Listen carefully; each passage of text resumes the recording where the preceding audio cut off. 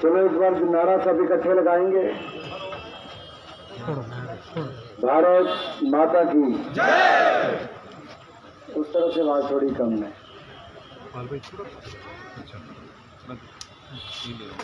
भारत माता की जय। भारत माता की जय। वंदे वंदे वंदे।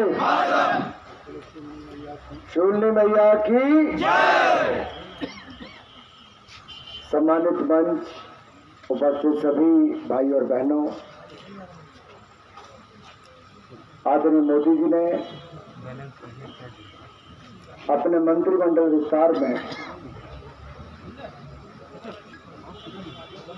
मुझे नई जिम्मेदारी दी है। मैं मानता हूं ये जिम्मेदारी केवल मेरी नहीं, ये समस्त हिमाचल प्रदेश के लिए दी गई है।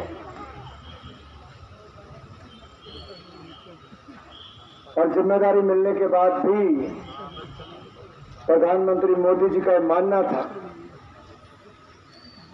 कि सत्र बहुत महत्वपूर्ण है। सभी नए मंत्री अपने नए मंत्रालयों की जानकारी प्राप्त करें और 100% हाजिरी भी हो पार्लियामेंट में। और जो हमारे नए मंत्री बने हैं वो राज्यसभा में ज्यादा समय बैठकर सीखें भी। इसलिए मंत्री बनने के बाद ये पहला दौरा है। ये जन आशीर्वाद यात्रा मैंने अपने संसदीय क्षेत्र के किसी हिस्से से शुरू नहीं की। प्रदेश के प्रवेश द्वार जिला सोलन के परवाणू से शुरू किया। और मैं कह सकता हूं माननीय अध्यक्ष जी, आपके संसदीय क्षेत्र में जिस तरह से जिला सिरमौर और सोलन के कार्यकर्ताओं ने पलकों पे बिछाया है, प्रेम स्नेह की कोई कमी नहीं छोड़ी। जो जोश जुनून यहाँ के युवाओं में और बहनों में था वो अपने आप में दिखाता है कि दिल से तो प्यार करते ही हैं, आशीर्वाद देने में भी किसी ने कोई कमी नहीं छोड़ी। इसलिए मैं आपका बहुत बहुत आभार प्रकट करता हूं। पार्लियामेंट सत्र शुरू होने से पहले माननीय राष्ट्रीय अध्यक्ष नड्डा जी ने, माननीय प्रधानमंत्री जी, पार्टी के अंदर भी, सरकार के अंदर भी ये तय हुआ कि सब विषयों पर चर्चा भी करेंगे। लेकिन जो कांग्रेस पार्टी जो कोविड महामारी के समय पत्र लिख रही थी, खड़गे जी लिखते थे, सोनिया जी लिखती थी, तृणमूल कांग्रेस की ममता बनर्जी जी लिखती थी और लिखकर कहती थी कि संसद का सत्र बुलाओ, चर्चा करनी है कोविड पर। जब संसद का सत्र मोदी जी ने बुलाया तो चर्चा में भाग लेने ये लोग नहीं आए। यहां तक कि मोदी जी ने प्रेजेंटेशन रखी कि कोविड महामारी से लड़ाई में भारत ने कैसे कदम उठाए। बाकी सारे राजनीतिक दल के फ्लोर लीडर्स आए, कांग्रेस और आम आदमी पार्टी के नेता नहीं आए। जो पार्टी महामारी पर देश में एकजुट नहीं हो सकती वो राजनीतिक स्तर पर कितनी गिर सकती है, इसका सबसे बड़ा उदाहरण कांग्रेस पार्टी ने पेश किया है। राजनीति के लिए इतना गिर जाओगे कि जिसके लिए पूरी दुनिया इकट्ठी हो गई। दुनिया भर के देशों ने भारत को मदद भेजी, भारत ने दुनिया भर के देशों को मदद भेजी। उस महामारी के समय भी राजनीतिक दलों में कांग्रेस पार्टी एक ऐसी पार्टी थी जो कोविड महामारी पर चर्चा करने के लिए भी पार्लियामेंट में तैयार नहीं थी। किसानों के नाम पर भ्रम फैलाते हैं।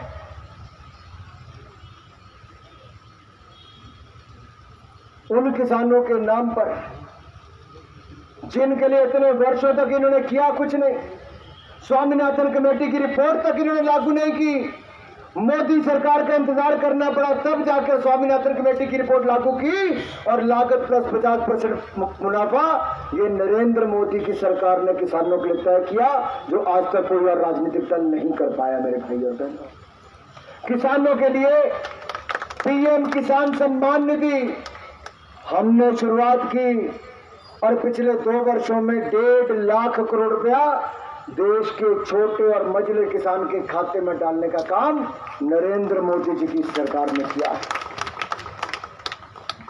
मैंने तो सुना था सोलन में खेती बड़ी होती है, होती कि नहीं होती? किसानों के खाते में पैसा आता है, यहां पे नहीं आता है। 1.5 लाख करोड़ रुपया कांग्रेस ने एक बार कर्जा माफी की बात की थी 2009 के चुनाव में, मात्र 27,000 करोड़ रुपया किसानों के खाते में जा पाया था। बाकी ऐसे लोगों के खाते में गया जो शायद किसान के नाम पर भी उनके ऊपर प्रशंसन खड़ा होता। ऐसे कांग्रेस ने कई राज्यों के चुनाव से पहले कहा, पंजाब में, राजस्थान में, मध्य प्रदेश में और छत्तीसगढ़ में, कि हम कर्जा माफ करेंगे। वहां 5-5 साल होने को आगे कर्जे माफ नहीं हो पाए। हमने जो कहा वो करके दिखाया। हमने कहीं नहीं कहा था कि हम किसानों के खाते में साल का 6,000 डालेंगे, लेकिन मोदी जी को लगा किसान की सहायता करनी चाहिए। 1.5 लाख करोड़ रुपया किसान के खाते में नरेंद्र मोदी जी की सरकार ने मदद के रूप में डाला। कांग्रेस ने भ्रम फैलाया कि एमएसपी बंद हो जाएगा। कृषि कानून आए भी साल से ऊपर हो गया, एमएसपी बंद तो नहीं हुआ, लेकिन एमएसपी के दाम बढ़ाए मोदी सरकार ने, बढ़ाए और खरीद भी बढ़ाई तो नरेंद्र मोदी जी की सरकार ने पिछले 2 वर्षों में वो करने का काम किया है। भाई और बहनों, रिकॉर्ड खरीद हुई, रिकॉर्ड पैदावार हुई और वो भी कोविड महामारी के समय हुई।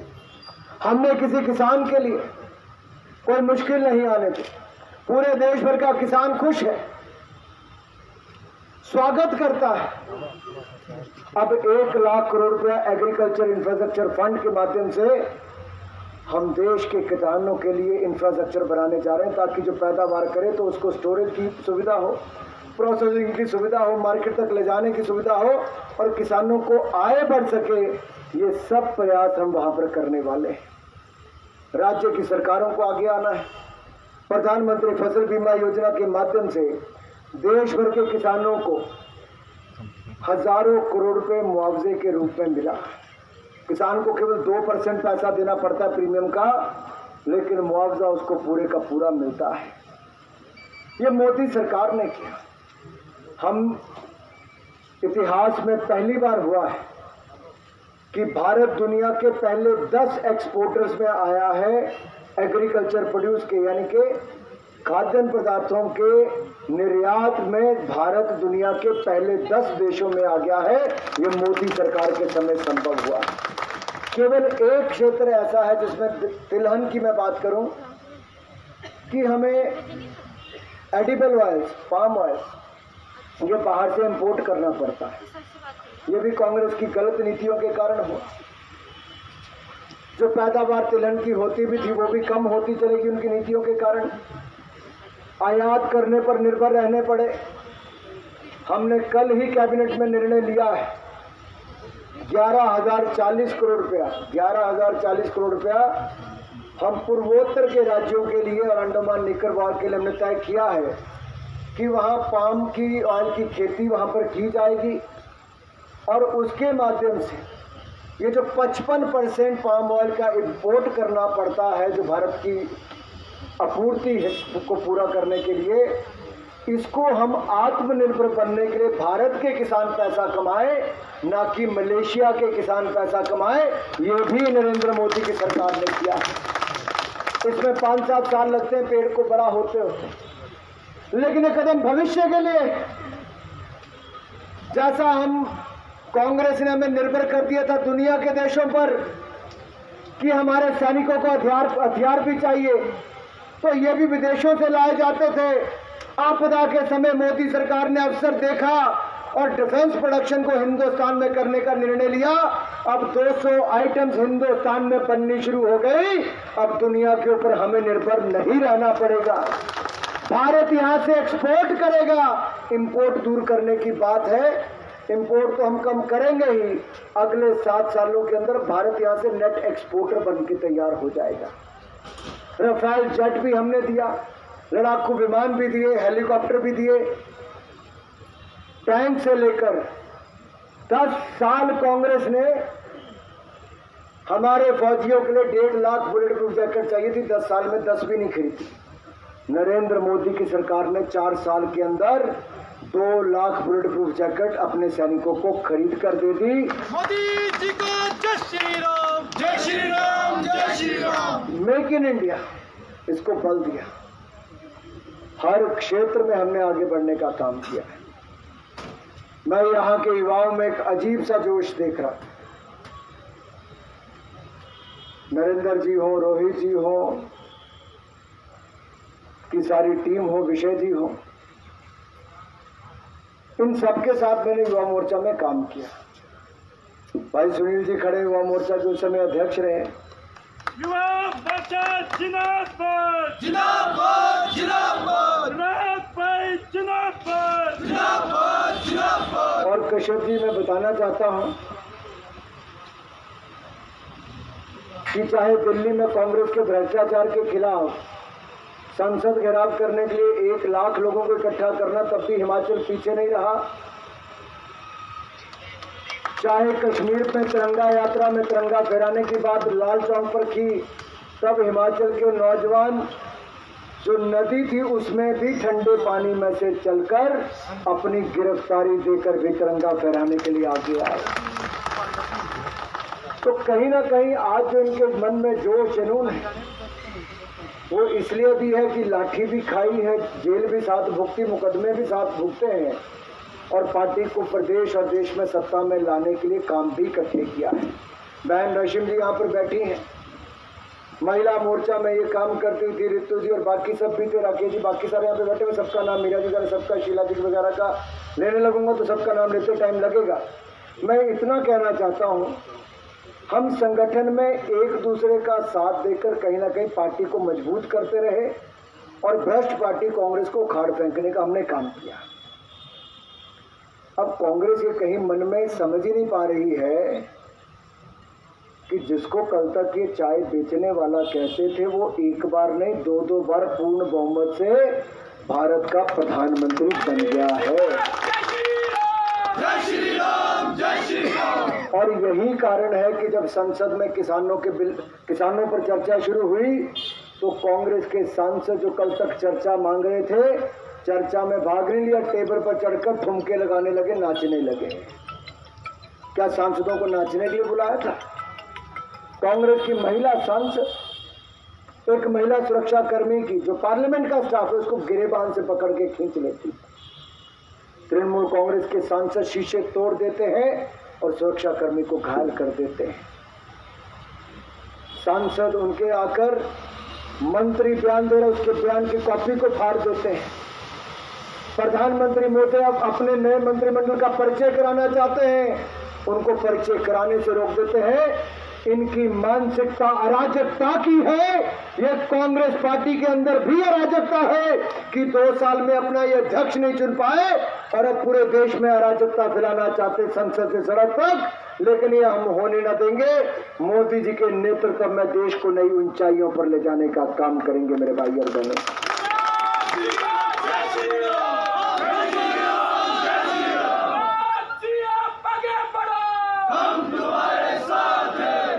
और आपने देखा होगा, जब ये कुछ विपक्ष के सांसद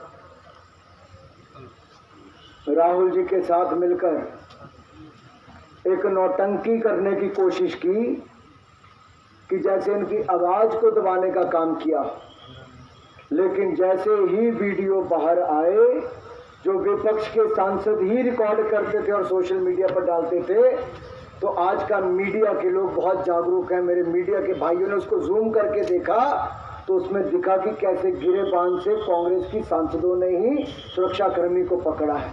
इन्होंने ही देखा मीडिया के भाइयों की कैसे टेबल पर कांग्रेस और आम आदमी पार्टी के नेता ठुमके लगा रहे थे। आपने ही देखा कि कैसे बयान फाड़ दिए गए। इसलिए देश से छिपा कुछ नहीं है। अब तो इनको मुंह छिपाकर भागना पड़ रहा है कांग्रेस के नेताओं को, जो भी झूठ के पांव नहीं होते मेरे भाई और बहनों। हमें प्रदेश में जो सरकार अच्छा काम कर रही है, हमें जयराम जी का सहयोग करके यहाँ पर और तेजी के साथ 1 साल और काम करना है और एक बार फिर हिमाचल प्रदेश में भारतीय जनता पार्टी की सरकार को लाना है मेरे भाई और बहनों।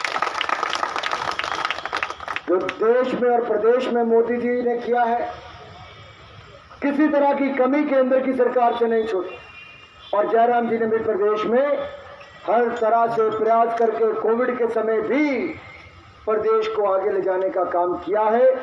तो हम सब कार्यकर्ता भाई और बहनों, हमारी जिम्मेदारी इसलिए भी बड़ी है, मोदी जी हिमाचल को दूसरा घर बांधते। छोटे से राज्य से आदरणीय नड्डा जी राष्ट्रीय अध्यक्ष बने हैं। मैं छोटी सी उम्र में हिमाचल प्रदेश का सबसे कम उम्र से पिछले 70 साल में 75 ही लगा लो, 75 साल में सबसे कम उम्र वाला केंद्रीय कैबिनेट मंत्री बनने का अवसर मिला, क्योंकि वीरभद्र जी बने थे कैबिनेट मिनिस्टर तो उनकी उम्र 75 साल थी। मुझे मौका मिला तो 46 साल में मिला। इसलिए मैं समझ सकता हूं मोदी जी की अपेक्षाएं हिमाचल के इस बेटे से क्या है। इसलिए मुझे आपका सहयोग समर्थन भी चाहिए, आपका मार्गदर्शन भी चाहिए कि कैसे हम हिमाचल को भी आगे बढ़ा सकें। और यहाँ के कार्यकर्ता ने जैसे बार बार पार्टी को सत्ता में लाया और प्रदेश को विकास का एक नया नमूना पूरे देश भर में खड़ा किया है। किसी भी पहाड़ी राज्य से अगर हम तुलना करेंगे तो हिमाचल बहुत आगे है मेरे भाई और बहनों, लेकिन हमें सभी राज्यों के मुकाबले हिमाचल को नंबर 1 बनाने का काम करना है और सबको इकट्ठे मिलकर करना है। आइए सब इकट्ठे मिलकर हिमाचल को आगे लेकर चले। आप सब आए, आपने आशीर्वाद दिया, आप सबका बहुत बहुत आभार। जय भारत, जय हिमाचल। आपका आभार सर। श्री संजीव कटवाल जी, श्री अमित जी, श्री केएल ठाकुर जी, सुनील ठाकुर जी, करण नंदा जी, संजय जी, आप ये सब हमारे बीच में आए, आपका भी धन्यवाद। श्री मदन ठाकुर जी, कृपया धन्यवाद के लिए। हमारे आज के इस कार्यक्रम के मुख्य अतिथि जन आशीर्वाद यात्रा में केंद्रीय मंत्री